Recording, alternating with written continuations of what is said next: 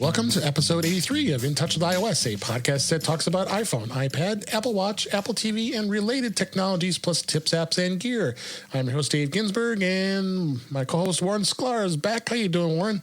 I am back, and I am good to be here. Happy to be here. I'm happy you're here as well, and we have a guest this week. My guest this week is Dylan Stewart. How are you doing, Dylan? I'm awesome, Dave. Thanks so much for having me on the show. No, absolutely a pleasure to have you on. We've been talking a little bit through Facebook, met each other that way, and glad to have you on the show. And we're going to find out what you're a consultant. That is correct, right? Consultant and a technical coach. Okay. All right. And we'll find out a little more about you throughout the show here. And we're definitely going to have a lot of fun. There was a lot of news this week, and we're going to be cranking through some of the news. Got a couple topics here that we're going to hit on, especially Dylan, you said that you're quite the whiz with Apple Notes. So I figured, what the heck? I did a presentation, if everybody already knows, you may not know, on Notes apps for at MacStock last year. So it's always a good topic to discuss. So we'll be hitting some tips and all the other fun stuff that you guys get to listen to here. So let's just go right ahead and dig in and get into the news. First news story that caught my eye was Apple's iPhone 11 was the top selling model every week during the December quarter. I thought that was quite impressive, in the fact that Apple had record earnings of something like $91 billion that happened, and it's double-digit growth with this iPhone 11. And I can say that the iPhone 11 is a good entry-level phone. And what did you guys think about this? Warren? Yep. Yeah, no, I mean, I think I told you offline, but I know personally, within the last few months, probably about 5 or 6 people that have just picked up an iPhone 11 and didn't go with the Pro, didn't go with the Pro Max, and a lot of people just want it does more than what they had before, and they don't need the Max features and or the Pro features, and it's they're selling like hotcakes. You'll notice that they don't talk too much about the Pro and the Pro Max sales. I don't think they're selling as much as they were hoping. No, but I think the 11 has been selling pretty well. I think they're making up with it. A lot of carriers are offering them for next to nothing for when you just sign up for 2 years. And, a lot of stuff. What did you think of Apple's results and the iPhone 11, Dylan?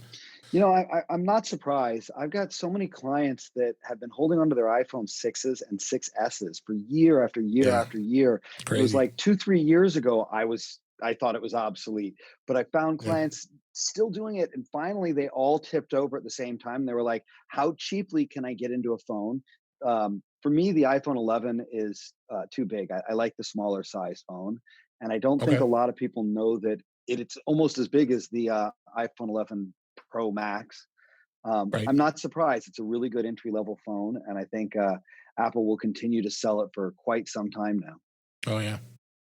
Oh, for sure. I mean, just like the rumors we were looking at, the iPhone 8 was still going to be around when now we have iOS 14 coming out very soon as well. So it's really crazy that these phones still stick around. But you know what? People don't want to spend the money, and I don't blame them. I mean, iPhones can get very expensive. They're not upgraders like us in this room here. I don't know about you, Don. We'll find out about your devices in a little bit here. But the fact that I get the new model every year, so does Warren. So it's funny though, because like the people I'm setting up and helping, you're literally teaching them a whole new phone at this point, because they're, as Dylan said, they're and I know a lot of people too that are on button phones, 6s, 7s, and even a couple 8s, and they get this phone and they're like, where's the button, and you got to start from there.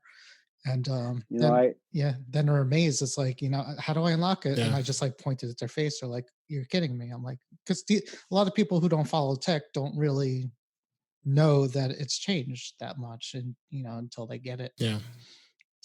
I did a course on an online course on how to use the non-home button phones and the non-home button iPad and how to use Face Yeah. ID. And the course barely sold at all when I first did it when the iPhone 10 was released.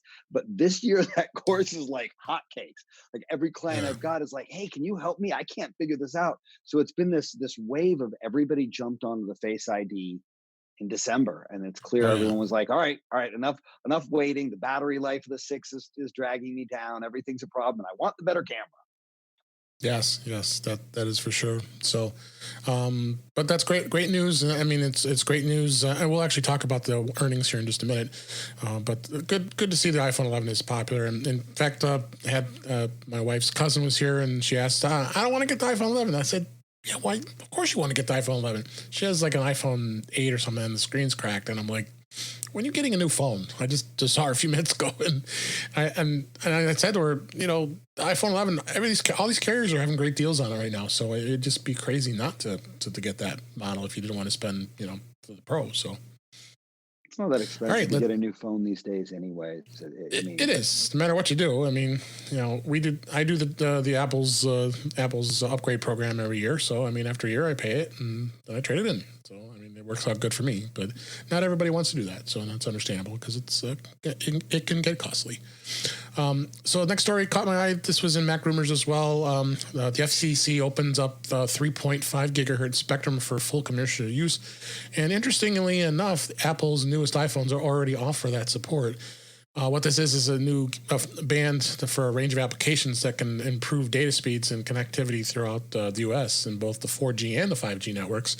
And there was an alliance that announced that its full commercial deployment will be out soon. And interestingly enough, it does work with these phones already, just like Wi-Fi 6. We were just talking about pre-show.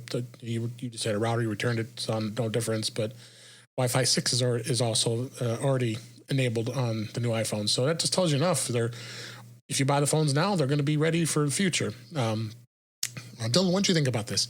Well, I think it's interesting. Apple tends to really put their money behind being on the cutting edge of technology, and yet up till now, the iPhone has not been 5G compliant. And we know that's going to happen with the next model. But it's one of those cases of like, if Apple hasn't done it yet, I think it's because it's not ready.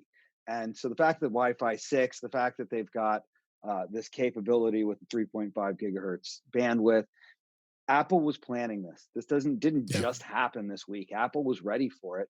And so the whole conversation about 5G comes in because Apple has intentionally held back from that technology. They know something we don't. Yeah, they do.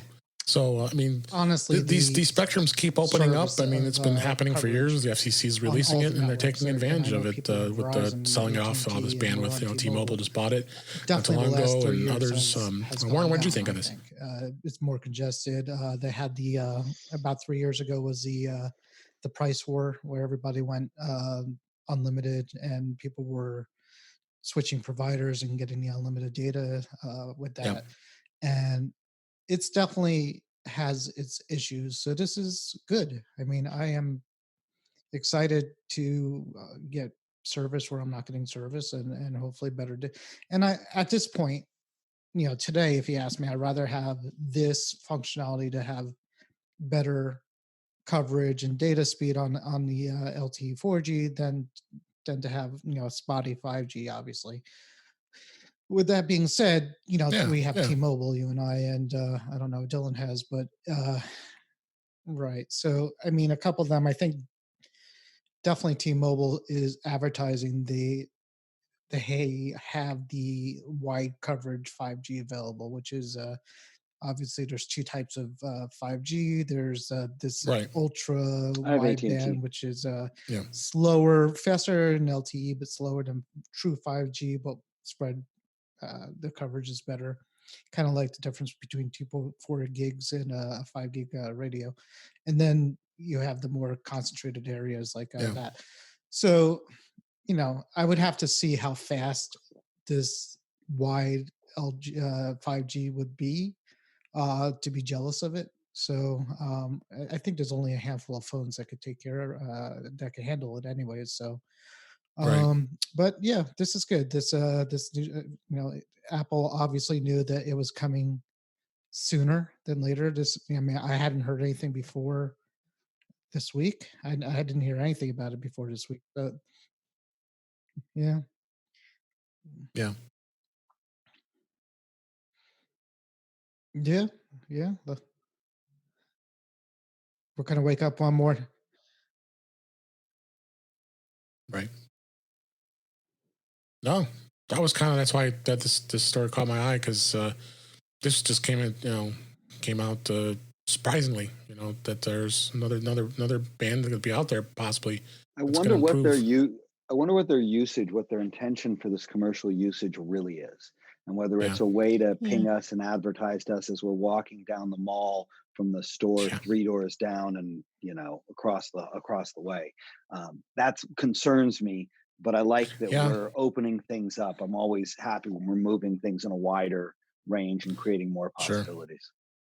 Well, and then that kind of goes along with your smart speakers too, with the HomePod and especially with Amazon Echo. Because we were just talking about that with my wife here a little while ago. They're saying that her friend had talked about getting a refrigerator because their one in the basement failed, and then. The next day, they see ads popping up on Facebook from Wayfair saying, "Hey, you can buy this refrigerator." Right, if it's a choice between and they didn't search for it, nor did they do anything about it. So that's the thing. You got to worry: is this going to put that type of non-privacy on mobile devices too? Buy some towels, I guess, if that's what they're selling me. So that's why I said.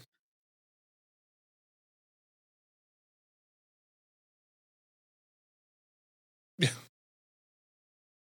Right.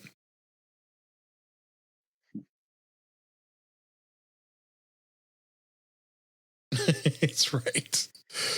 So, let's go to the next story. Apple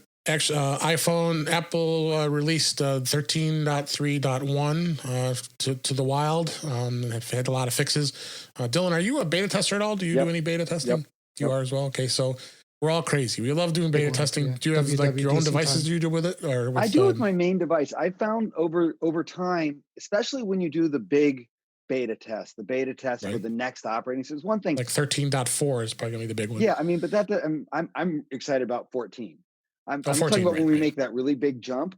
Everyone around me, everyone around me does a secondary phone or a secondary device, and I have to use my main devices, because if I use a secondary device, I won't actually figure it out. It'll sit on a shelf somewhere. But if it's my main device, I'm forced to deal with the bugs and the issues, and along the way, learn how to actually use it, which is the key for me. Okay. So this story, this is in OS X Daily, gives you just all the information and relates to what the update was. And in the notes, the release notes, the bug fixes, and we talked about this, Warren, yesterday on Mac to the Future Go, fixing the issue with the communication limits that could allow contact to be added without entering the screen time passcode. That's a bit of a bug. I'm glad that fixed that. The big one we talked about was adding a settings control to use location services by the U1 ultra wideband chip. Warren, go ahead and we talked about that yesterday. What that was all about as far as that security goes. Yeah, well, that's a setting where somebody discovered, I forgot who it was, somebody was playing around and turned off location services on everything. Yeah. And he was kind of walking around in some area, and the little pointy arrow pointing northeast went off, saying that it was using location service. So he's kind of like, hey, what's that? And I looked into it, and it's basically this it's some kind of some kind of radio that has to that can't work in certain areas, I guess. And that's why it needs to know where you are. So he's like, well, you turn off location service and you expect not to have location service on. And they made a big deal out of it, so now you can turn it off. Yeah. But in any case, like I said before, this is the very brief period, probably with Dylan too, that we're both not on a beta. Yeah, we're feeling like naked. No beta available right now. I thought today would be. Usually, it's like a day or next two day, after that. Yeah, they'll drop the betas for after the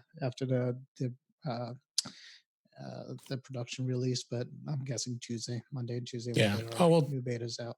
We'll be all over it, and we'll do it too. But it's good. For some reason, when the new when I'm not on the beta cycle, I like to back up my phone and my time machine, my Mac, and kind of wipe them and reinstall just to kind of get a nice and fresh again, just to start the next cycle down. I like that because I'm like Dylan. I put betas on all my production devices. And you don't know Warren very well yet, Dylan. He's well, he did it too. I went to WWDC 1 year, and I think that's when I definitely started doing it. And now the first 2 months is painful. Yes, it is. Yeah. It is. I remember. Painful. That's why I don't put it on my production devices. I keep spares.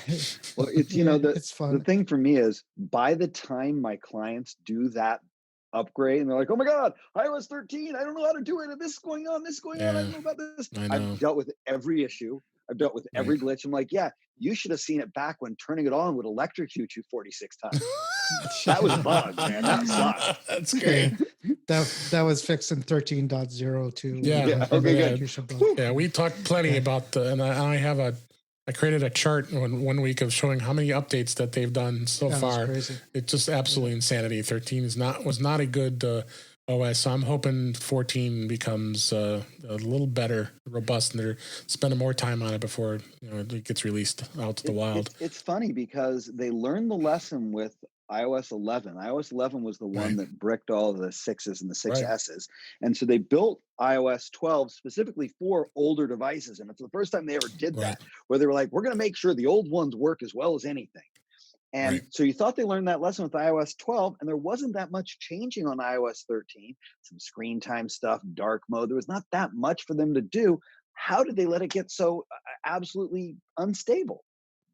Yeah, it's great. It's almost like with the mail, even on the Mac, it's like, and the phone, it's like when they released iOS 13 and Catalina, it's like, did you guys forget how the mail app works from the last time? I mean, it worked last time, and it looks exactly the same. Why is it not check? Why can't I get into my mail?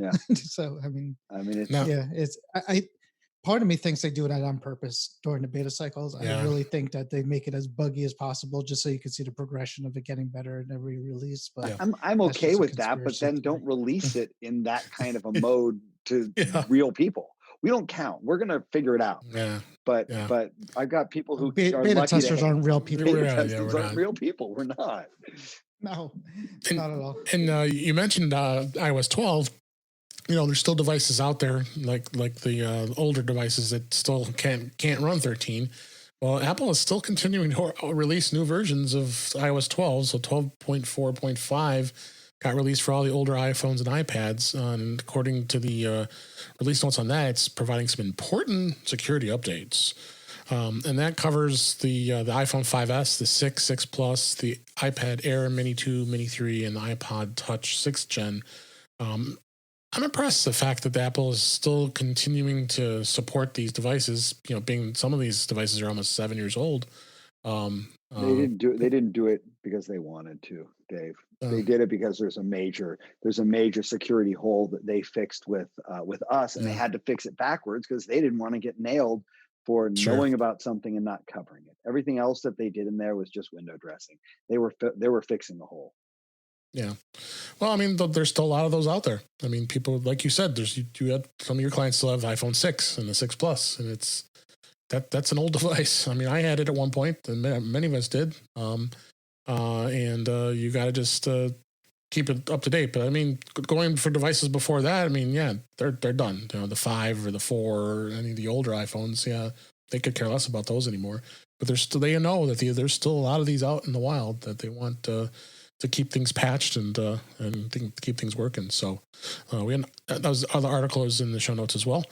Let's get out of updates and talk a little bit about some entertainment. I found this to be interesting is the fact that Apple is in preliminary acquisition talks to acquire MGM, the big studio. they held talks with a bunch of companies, including digital media distributors, and Apple is got a gauging of interest to getting into this business. I think Apple TV Plus had a big start with all the shows that they have now, but if they were to add something like MGM, where that would give them some major entertainment that's part of Apple TV Plus, I think, wow, this is going to be something. What do you think, Dylan? I think you're right on the money here. Apple's making a really big play for the entertainment side of things, and Apple TV Plus is pretty good. The quality's pretty good. Morning Show was good. I like most of the shows, especially for a first out of the gate attempt to really be a production studio. But the real challenge is, what about the library? The library of shows and movies and things, and Netflix is the other person in discussion with MGM. So it could go either way. And the question is, well, what would Apple get by buying MGM? Well, they get a library, but that library outside of the James Bond movies, there's not a ton of stuff. And that MGM library has been picked pretty damn clean at this point. It has. The other thing is they have that Epix network that would be part of the MGM, so it's MGM Epix. I've never been, and I don't understand Epix, the fact that they charge an extra money on the cable service, because you can't get it without paying extra for it. It's never part of a package. So I don't see how a lot of people even watch that channel or want to pay for it for that reason. So maybe something will change with this, but the reason I caught my eye was just, I think Apple is really they're head first into this media world, having services, and it's definitely going to make quite a difference. And they're in the battle now. Netflix is getting worried now. Well, I mean, it's a crowded interface. It's a crowded. It is right at the moment. Disney Plus and we've all got that two stuff. big ones that haven't even shown up yet, which is Peacock and and HBO Max. Those two guys roll in, and now we're right back to where we were with all of the cable channels. Right. And the question being, how's this going to shake out? And Apple's got deep pockets. They're going to need them. They're going to need them, and they're going to need to buy fresh content, new content. They're going to have to make deals with companies like, let's get Seinfeld, let's get Friends, let's get whatever these big ticket shows that will cause people to go. People have a Hulu subscription solely so that they can watch X, Y, and Z.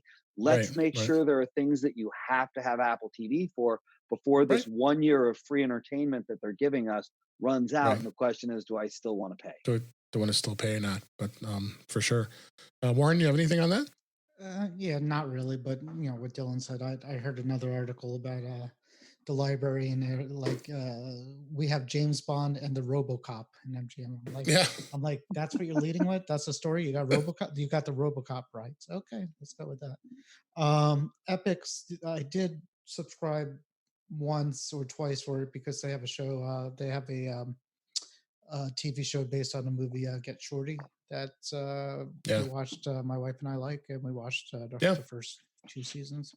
So that's a good show, and I think that that might sell a couple things. But other than that, they're going to need more than Get Shorty and RoboCop, I think, to make this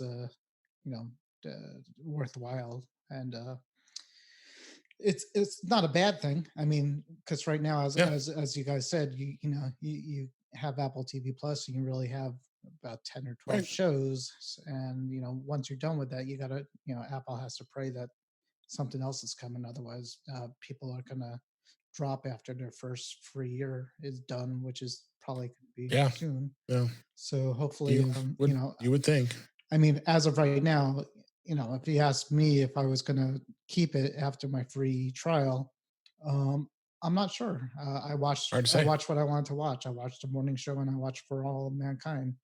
And, I guess I could start something else, but, instead of C, we watched The Witcher. We just finished The Witcher, which is great on Netflix. So, I might drop, Apple TV Plus if you ask me today. So they definitely have to come out with something else to keep people involved with it. And us T-Mobile customers to get almost near free Netflix, we can't can't complain. So because we're paying, I pay for the HD and I pay an extra $2 or $3 bucks. T-Mobile, a month, you get the free Netflix. Verizon, you get the free Disney Plus. And I thought they give Prime Video or well, maybe it is Disney Plus. Disney Plus. Yeah, it's Disney Plus. Yeah. It is. AT&T will be giving out the HBO Max because of course. because they own it. Right. But I mean, it's like, we don't even know what HBO Max is going to offer or bring other than, wow, it's the HBO stuff. Okay, great. Yeah.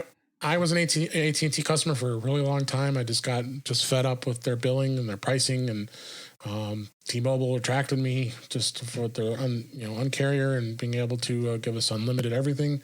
And I've been very happy. We've been over a year now since I switched to T-Mobile, and I don't think I'd go back. I think they've been very good carrier. And again, all the carriers stink. Let's face it. True. But I just, AT&T just really, I mean, to limit me to 20 gigs and I have a family of 5 or 6 people that are on my plan. It was a challenge. It was a real challenge. So now we have unlimited and I don't have to worry about it anymore. So, and of course everybody went back to unlimited anyways. AT&T's got it right. Everyone, AT&T's probably now go one way and then they go the other way and then they go back the first way, and it's just this. Yeah, exactly. Well, I mean, that's what I was saying a couple of years ago. They all went to this unlimited thing, and people were jumping on it, and because they were all trying to beat each other's price on it at that point, and that's when the network degradation started, because it just got congested. So let's go on to the last story here. We got a little tangent there, but that's okay. Let's have some good conversation here. We're going to examine a little bit about Apple's record-setting $91.8 billion in holiday quarters. That just blows my mind how much money they made. Specifically, I'm not going to go into any deep details of all the profits, but I think the one that stands out here, of course, is what we talk about is the iPhone. And the iPhone reported $56 billion in revenue. Jeez. And it was up from $52 billion a year ago. And they're saying, everyone tells you the iPhone's dead. Apple's doomed. Apple's dead. And of course, this shows the iPhone 11, 11 Pro, and 11 Pro Max certainly demonstrated that they are selling them. iPad did haul in $6 billion. I mean, that's still amazing. And that's slightly higher than it was last year. So overall, it's the wearables that are most interesting to me. The watch, the watch, but really the AirPods and the AirPods Pod Pros, which both of which are just phenomenal. I see Warren. I see you've got the pros on. I have them. I just because I'm listening to myself. I got them. I got them too. We're all cool. I want to be able to hear myself. That's why I do it. But everybody has them now. I mean, we used to be. Now everybody's got the AirPods, but the AirPod Pros, I haven't seen as much of them yet. I don't think enough people know the difference. But Apple killed it on that. I love my AirPod Pros. Yeah. We had a whole segment on that a couple episodes ago. You have to listen if so they were doing they were making $1 billion. What was it? $1 billion a day during that period, they were saying. Yeah. It's just crazy. So anyway, you can take a look at that article. Actually, this is linked to Apple Insider, and they're examining the quarters by the numbers. At the Triathlon was a good article to find out about that. So that's our news this week. We had a good conversation there, and let's move on to our topics. And as I traditionally do when I have a first-time guest, is I want to find out more about that person as well as what tech they play with, specifically to iOS and all the fun things that we talk about here. And I'm going to go under the assumption that you own probably all these products, right, Dylan? Yeah. iPhone? Which iPhone do you have? I've got the iPhone 11 Pro. I like the better camera. I don't like the big size of the Max. Sure. I've had all of them. I've had all of them this year. I mean, I literally have to buy them all and then send back the ones I don't want, so that when my clients turn around and they're like, "What do you like?" I'm like, "Well, this has this and that has that, and this is too big." Okay. So I roll with an iPhone 11 Pro. I've got an iPad Pro 11 inch. Yep. We're both, I think so far we're on the same goal. Warren and I both have the Max. I'm on the iPad Pro 11. That rocks. I really like it. And Warren, you just got the iPad Pro 11 not too long ago, right? Yeah, I got it was error on Best Buy's site, I guess. It was an error? It was an error. Oh, totally. They fixed it. This was during the summer. I got it, the 11-inch 256 gig for like $630. It was stupidly crazy, but yeah, I love it too. I love the Apple Pencil and the keyboard case. It's a complete game changer. I've had iPad since the first one. This is the first time I consider it something I don't leave the house without. Okay. And it And then travels with me. I've got the Apple Watch. I've got the 4. I don't know the Apple I'm Watch still on the 5. Series 4 as well. Yeah. I didn't see the need. Me either. The always on feature isn't enough for me to drop another couple $100 and still paying Right. off this one. Trade off. Um, And you know, Warren, you're the I've 5, right? I have the I have the 5. yeah, Warren. Yeah, sorry. Yeah, I got the 5. See, My wife. you learn Warren is a latest, really, truly latest, greatest. Well, my wife said I 'cause could get it, so I didn't. Yeah, there you go. He's always got the latest and greatest. And Apple TV, do you dabble in that as I well? have 15, 20 Apple TVs. Every one of my family's got one of mine. I've been buying media through Apple for Me too. 10, 15 years. I've got a bajillion movies and shows and songs and whatever. And they're all on my Apple TVs, and they're literally all over the country right now. I've got obviously the AirPods and the AirPod Pros. We talked about that. I've got a MacBook Pro. I'm about ready to replace it. I'm waiting to find out whether they do for the 13-inch what they did for the 16-inch, where they maybe offer it as a 14-inch, do it somewhere mid to late February. I've got some friends at Apple who've said it's most likely going to come out in the early part of the year. Okay. And you said you have a consulting business, and we'll talk towards the end to find out more about where did you come up with the MacWhisperer? I thought that was interesting. It's really funny. I didn't do it. I mean, I literally didn't do it. The joke, and I'm sure as technical people, you've had this happen before, where my wife just said it to me when I told her what you called it. Said, I call you the computer whisperer. Yeah. Well, I mean, think about the people that you work with, and as you walk, they're like, I've got this problem, and you show up and the problem goes away. Right? Like you're like the mechanic. So I had this client who was dealing with a iPod. She could not get it started. She'd been trying for hours. She finally picks up the phone to call me. And while the phone is ringing, it boots up out of nowhere. She's not even touching it. It boots up. And as I picked up the phone, she goes, "Who are you? MacWhisperer?" I'm like, "Excuse me?" That's great. I'm going to run with that. Well, why not? Why not? That's how we are, and we're all tech guys. So that was like 20 years ago. I've been running with it for 20 years now. That's awesome. So, all right. Well, we'll find a little more about you at the end here. And we wanted to go right into the next segment in Apple Notes. I've done a number of discussions on Apple Notes over many episodes, but since you called that out the most, that something that you are very well versed in, why not dig into some of the things? Because again, you also offer a lot of training courses for a lot of folks out there, so it wouldn't be a bad idea to kind of jump into Apple Notes a little bit. Tell us what you use it for, and where some of the tips are where you find that are the most unique and important to use it. I use Apple Notes all the time, Warren. I know you do as well, right? Yep. I do not as much as I should. I forget things, but yeah, I do. So yeah, Dylan, if you want to just jump in and go ahead and just some of the things that stand out to what you talk about in some of your sessions. One of the first things that I talk about with regard to the notes is it is hands down the most used program of everything on all of my devices. And the reason is because it synchronizes so simply with everything. It doesn't need formatting. It looks great on every device. You pull up an iPhone, it's like your notes are perfect. It's not like you're in Pages on your iPhone. You got to like magnify and try and find things. Wherever you are in Notes is crystal clear. It's easy to read. It's easy to see. You can dictate into it right away.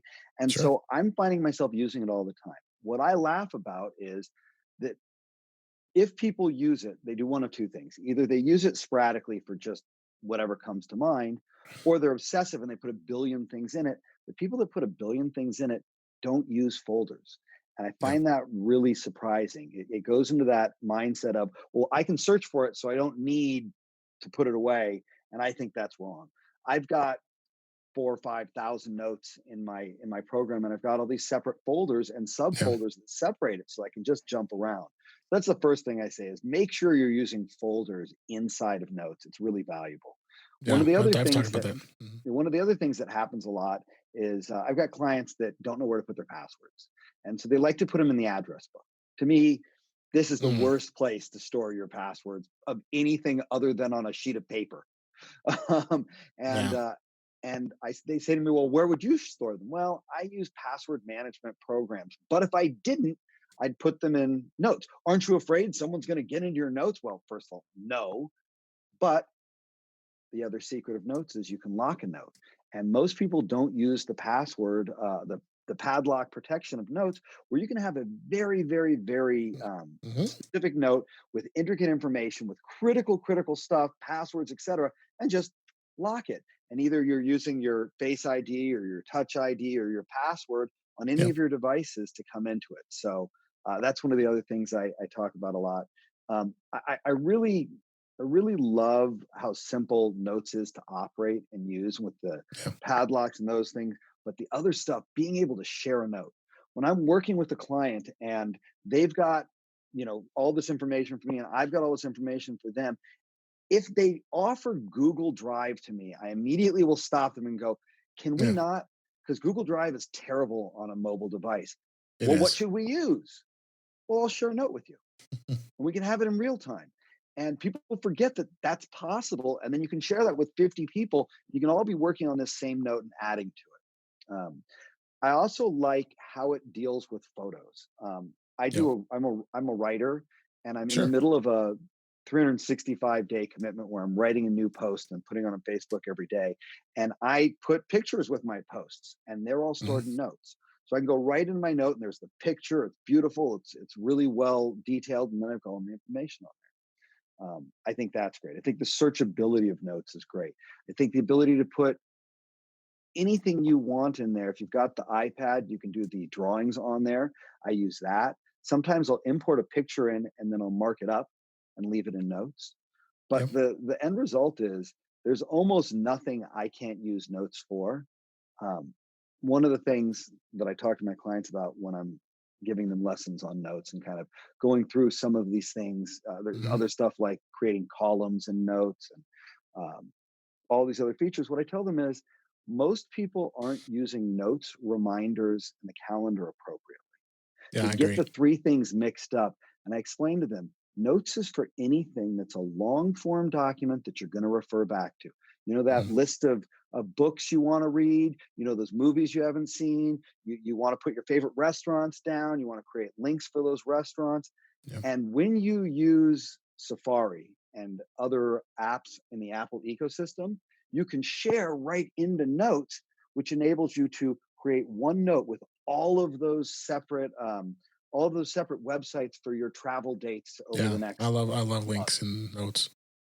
So it's a matter of putting all those pieces together to really make it fully vibrant and capable, and the sharing ability is my favorite. I mean, that's just a game changer. Yep. That's some of the basics on what I use it for. How do you use it? Any other thoughts Yeah, beyond no, I mean, that?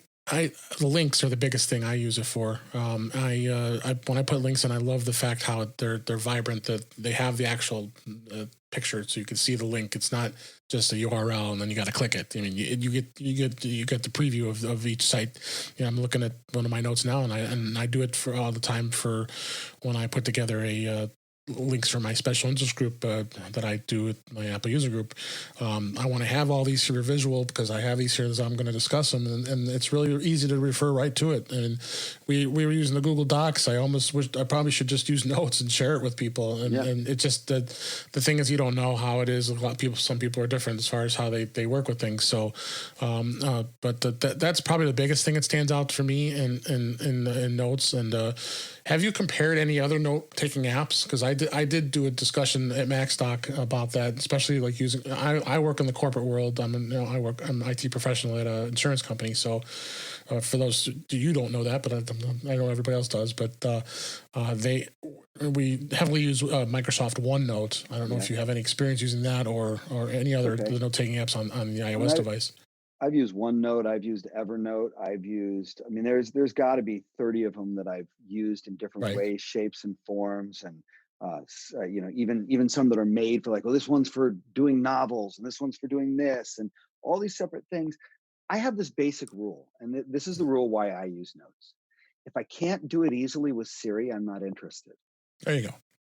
And so Okay. I can be driving down the road and I can say, I have to be careful, turn my phone over so don't just listen to me. Hey Siri, I want you to dot dot dot. I want you to create a note and I want it to say this, and I want you to find all the notes that say that, and I want you to locate nothing else. Evernote can't do that. Even though Evernote's great at reading stuff and compiling stuff and creating tags for stuff, I can't easily say, Evernote, show me this note. And that will always, wherever Yeah. Siri works, it Yeah. trumps it. It's why I don't use Spotify, because it's just easier with Apple Music to say, Yeah, I don't. get it I'm done. not big Spotify. Warren, you've been quiet. We got to get you in here. I'm What learning. do you I'm use? learning. Yeah, that's good. That's great. I But do. anything did you do with notes and any other note taking apps? No, I use Notes. Some things I do in mine is it does with iOS 12. I think it started doing scanning. You can do scan Right. Mhm. documents with it. I love So I that. like doing that. That's fun. I also have my I think I use my iPad, but I made my signature like with my Yeah. finger, and I'm able to insert that into documents and stuff when I need a signature on a form, which is great. The only other thing I thought of, I had some really weird. I had a client call me, ask me. She said she had a note. She made a note on her phone in notes, and it was like Dylan was saying, it was literally all her passwords for everything. And she called Yeah. me in a panic, and she said yesterday, she looked at her phone, and the notes that she had was just replaced by a smiley face, and everything was gone. Yeah. So that was an interesting case because first of all, I had to figure out what probably happened, and I think she answered the phone with the note app open, and her face probably erased what's in there. And then what happens is you can't, since it's not a deleted note, because you could go into folders and see deleted notes. It Right. wasn't a deleted note because it was just rewritten. So the fix was, it was crazy, but I restored her phone from an iCloud backup that was taken the day it happened.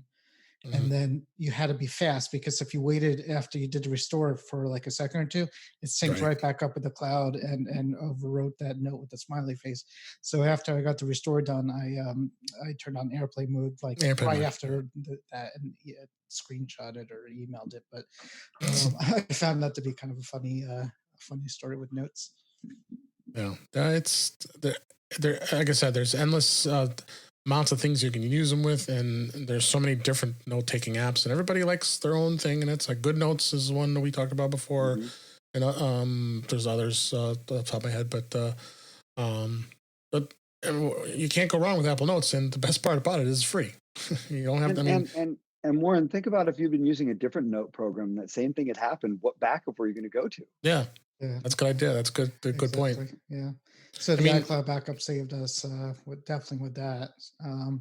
And the fact that it syncs across everything, it so many possibilities to get backups back. And I have tried OneNote and Evernote. I don't think Evernote's still around. It might. yeah, it It is. is. Is It it? Yeah, is. And they Okay. just updated it yeah, too. they did. And I had Yeah, Nice. 3 clients last week go, have you heard about this thing called Evernote? I'm like, yeah, back in 2007 when it came Wow. out. Like, yeah, Yeah.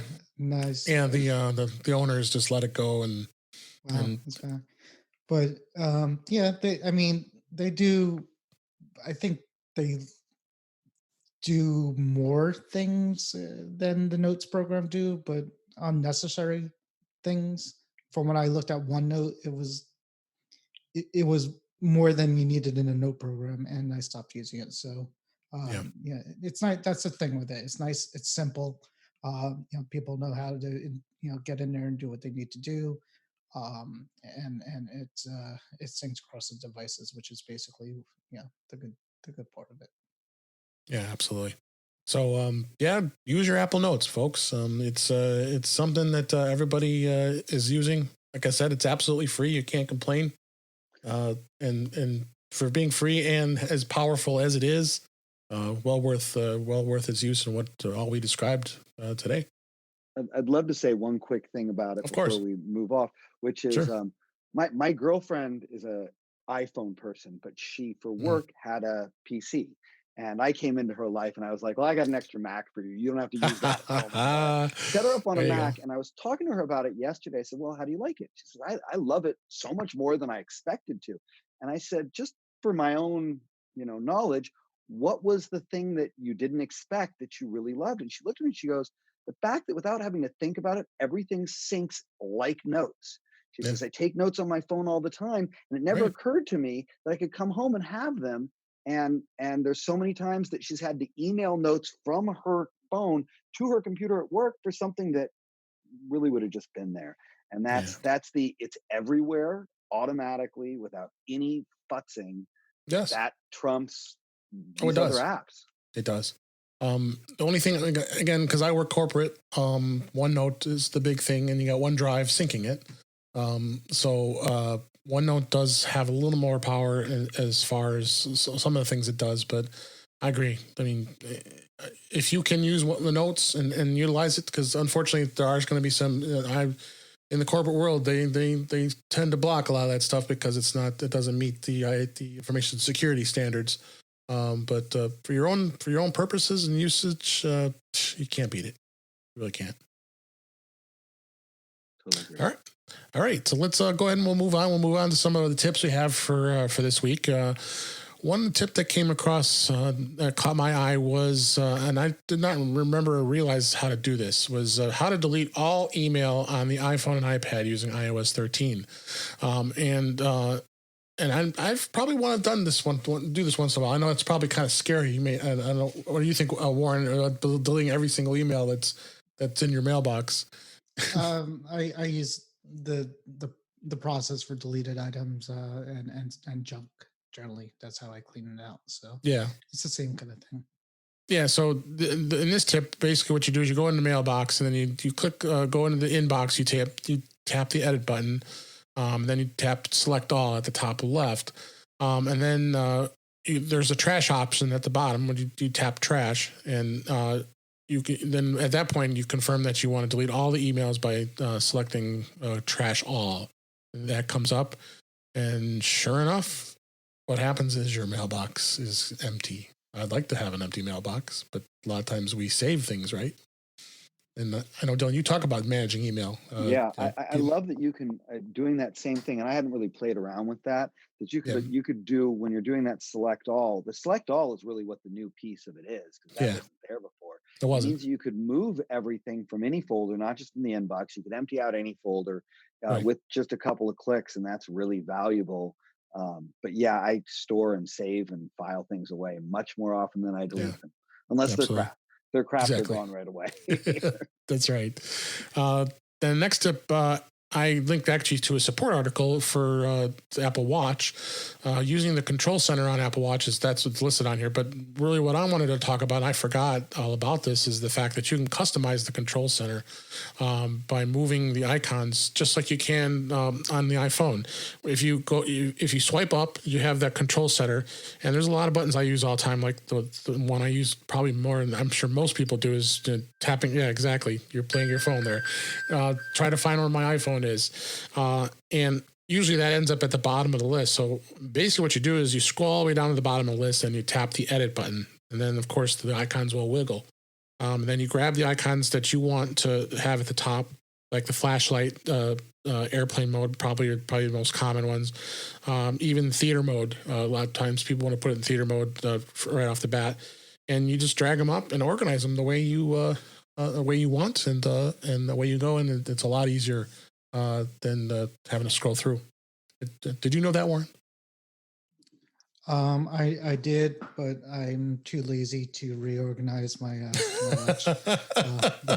Everything seems to be default, and it seems to work. I think I should probably just use Do Not Disturb more and the water during the summer I swim. So I still am scared to swim with my Apple Watch. I don't know. Really? I've swam all summer with. Well, I've got that Velcro band. I don't think it's me. I got to put the other band on to swim with it. The Velcro's fine. It will stink after a while, but it's fine.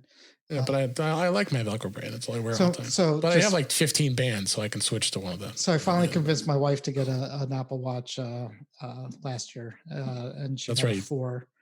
And I've been swimming with my watch since Series was maybe 0 was waterproof. I don't Sure. remember.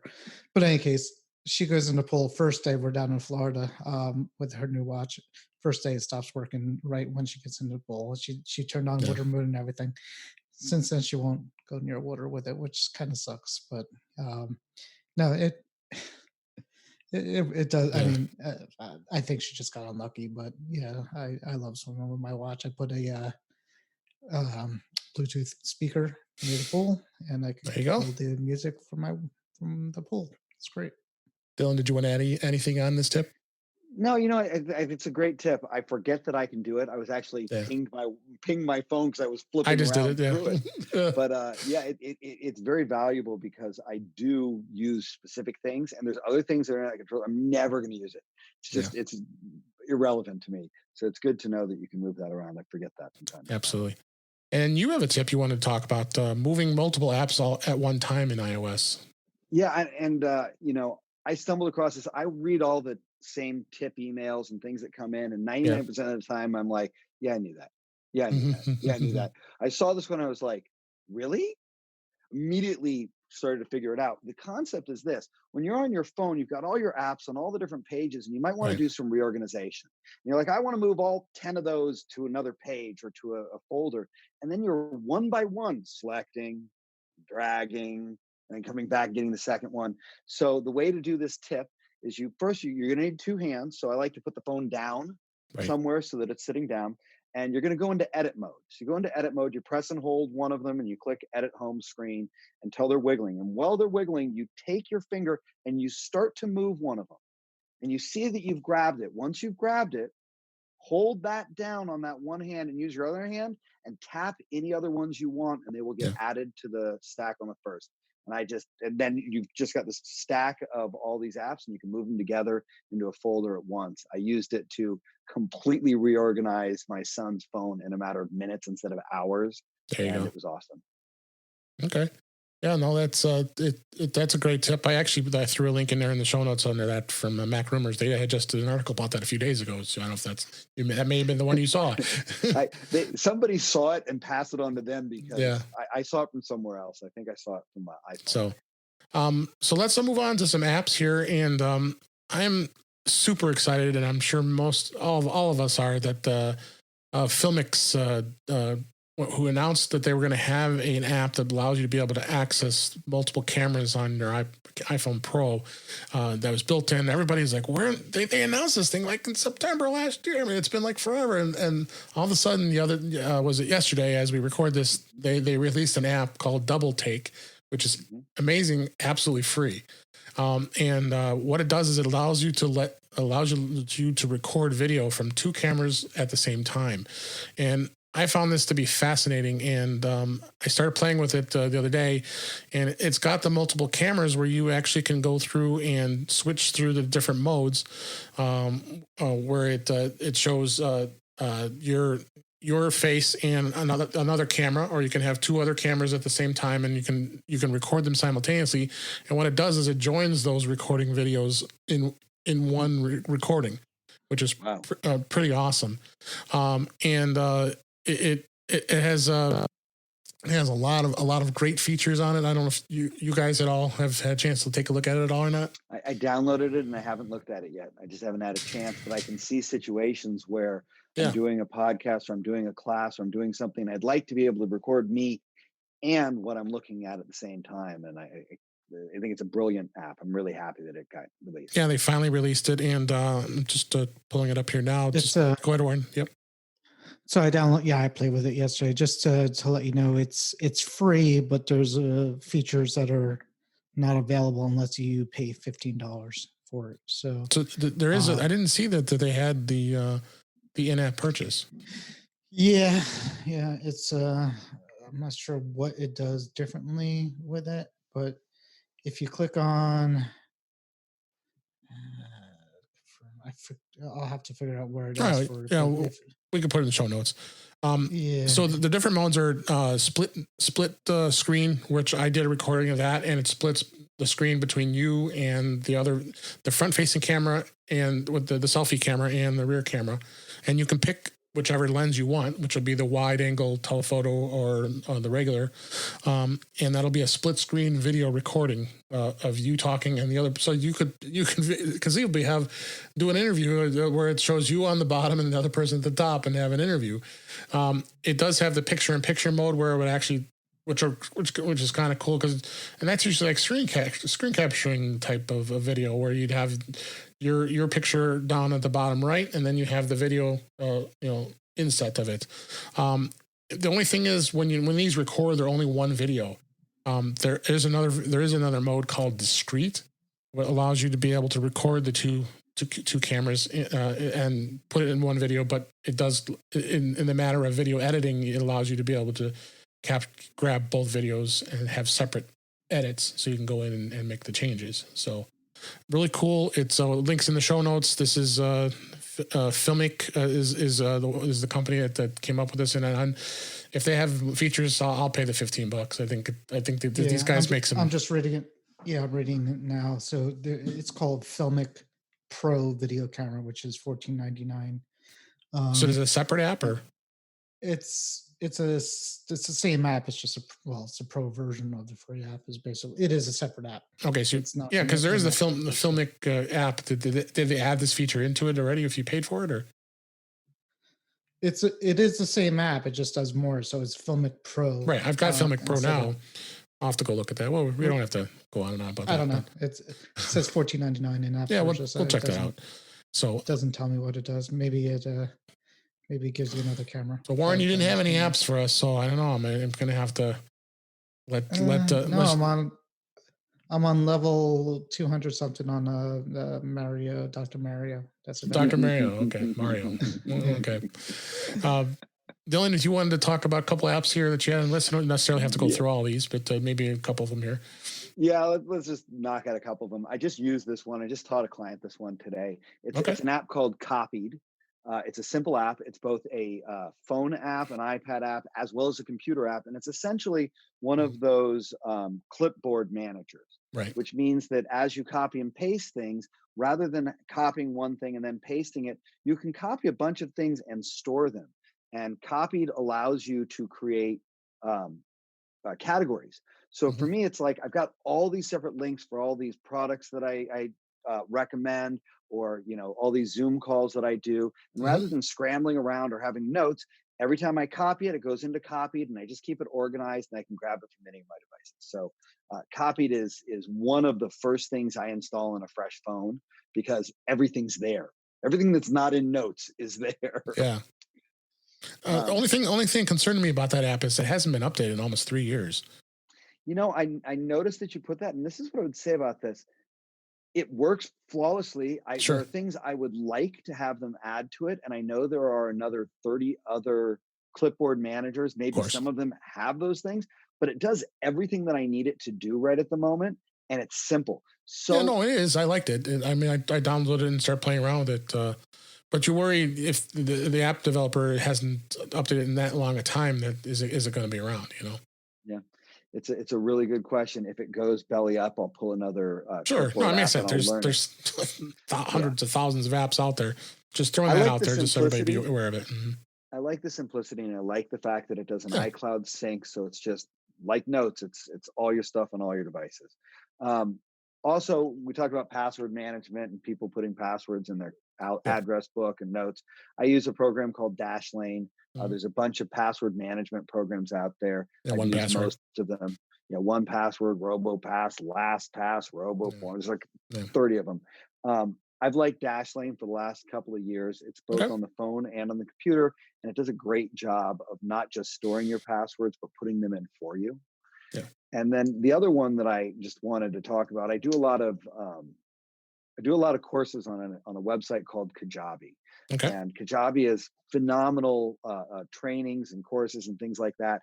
They just released an app. And what's funny is I've purchased maybe 50 different courses from different teachers and stuff like that. And they've been all over the place in different logins. The Kajabi app lined everything up so that I was able to log into one place, and on my phone and iPad, all my courses are suddenly there. It's something I uncovered courses I purchased 5 years ago. So it's a great app, a lot of stuff on there. if you use that kind of training.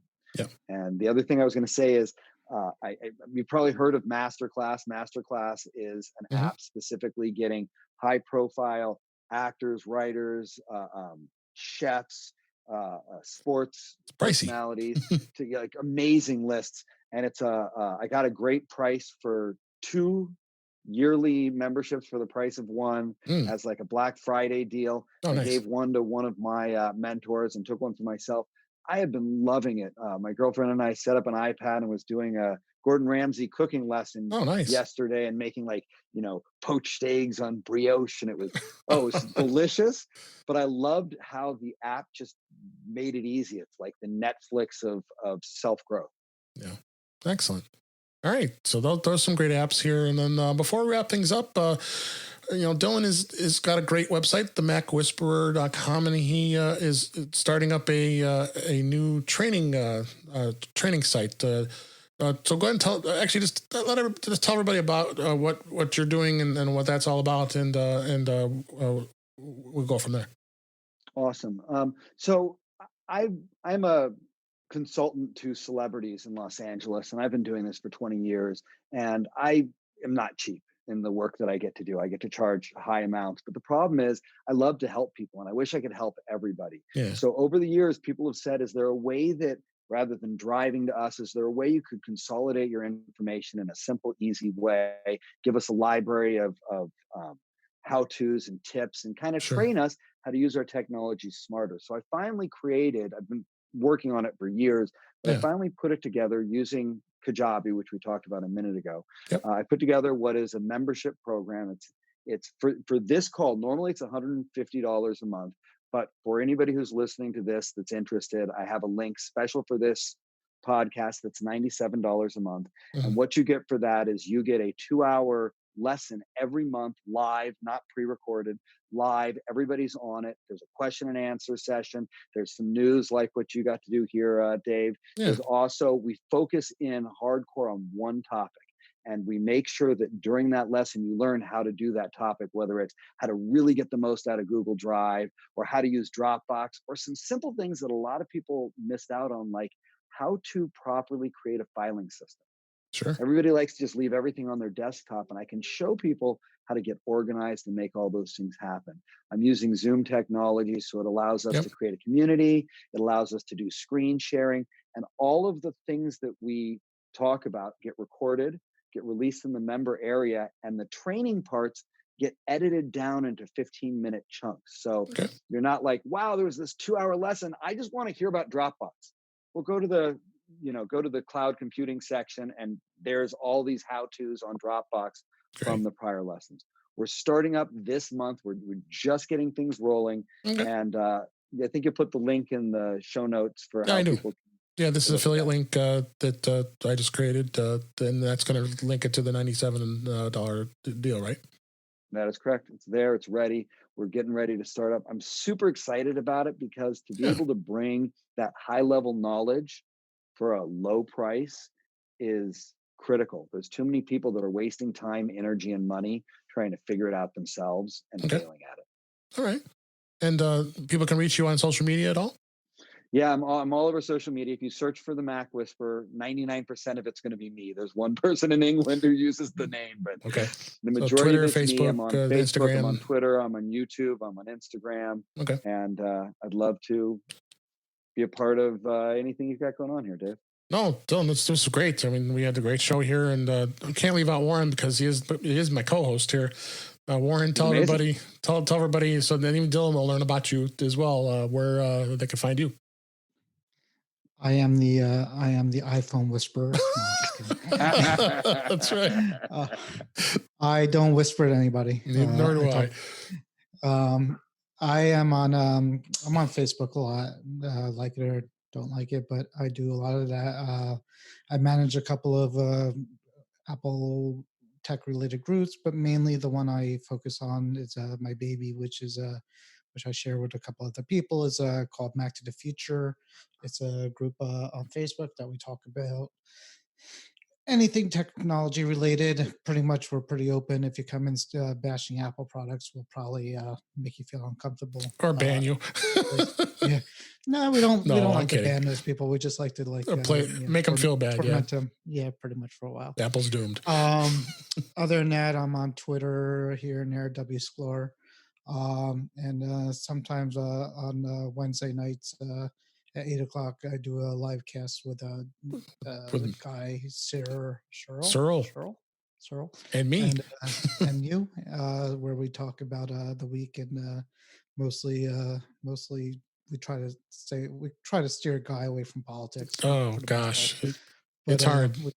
We do pretty good with that, and that's about it. And that's how you and I met through Mac to the Future, and it's been a lot of fun. You know, you'll have to check it out, Dylan, because it's a good little knit group, and who knows, you might find some other people that. Some people like Facebook, some people don't. Yeah, it really just it just varies. So, but no, I'm definitely going to check it out. I'm definitely going to look up and listen to some of your past podcasts. Oh, I appreciate that, and we're definitely going to have you back, because boy, you're a wealth of knowledge, and I love having guests on, and this was just absolutely this was an absolutely fabulous show. I really appreciate it. Thank you for having me. Yeah, that was a wrap for this week. Please send your comments, questions, and suggestions to our email address, feedback@intouchwithios.com. You can follow us on Twitter @intouchwithios. You can subscribe in your favorite podcatcher, including Apple Podcasts, Google Podcasts, Stitcher Radio, Spotify, TuneIn Radio, and iHeartRadio. Or better yet, just go to our website at intouchwithios.com, where all the links for all the places to listen to us are there. I am Dave Ginsburg, and you can find me on Twitter @DaveG65. Thanks again, guys, Dylan and Warren, for being here. We really appreciate it. Thanks. Thank you. And thanks for listening, and we'll talk to you again soon.